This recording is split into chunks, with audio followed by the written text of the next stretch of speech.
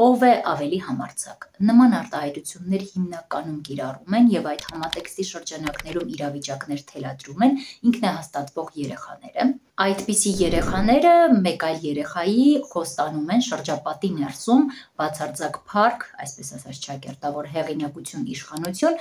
եթե տվյալ երեխան կկատարի արգելված որևէ գործողություն կամ վտանգավոր որևէ գործողություն, որը նույնիսկ կարող է սպառնալ տվյալ երեխայի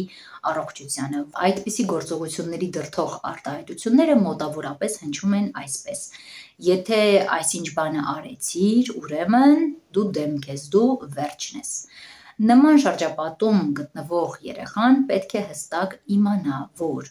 դեմքը, վերջը կամ յուրահատուկ լինելու համար պարտադիր չէ արգելված որևէ գործողություն անել կամ առավել ևս առողջությունը սպառնացող որևէ գործողություն անել, որովհետև ինքն արդեն իսկ յուրահատուկ է եւ այդ յուրահատկությունը ապացուցելու համար որևէ էքստրեմալ գործողություն անհրաժեշտ չէ։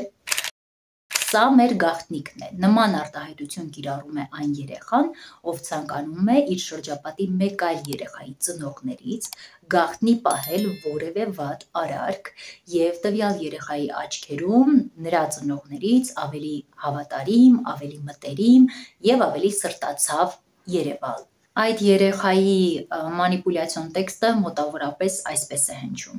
Միայն թե ծնողներիդ այս մասին չասես, հա դու իրենց շատ ես, չես սիրում, չես ուզում, չէ որ իրենք նեղվեն, տխրեն, դե ուրեմն թող սա մնա մեր փոքրիկ գաղտնիքը։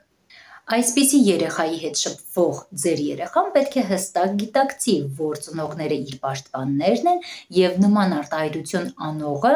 ցանկանում է իրեն զրկել այդ պաշտպանությունից։ Սովորեցնենք մեր բալիկներին այս կանոնները եւ թող նրանք լինեն ավելի անվտանգ ու ապահով։ Եթե խորհուրդները ձեզ դուր եկան, կխնդրեմ հավանել այս տեսանյութը, թողնել մեկնաբանություններ։ Ես ուրախ կլինեմ ծանոթանալ ձեր կարծիքներին, ինչու ոչ, նաև առաջարկներին։ Բաժանորդագրվեք Երազ TV-ի YouTube-յան ալիքին։ Այստեղ դուք կգտնեք բազմաթիվ ուսուցանող նյութեր ծնողավարության, երեխաների խնամքի եւ դաստիարակության մասին, ինչպես նաև հետաքրքիր լայֆ խաղեր եւ շատ ու շատ հեքիաթներ։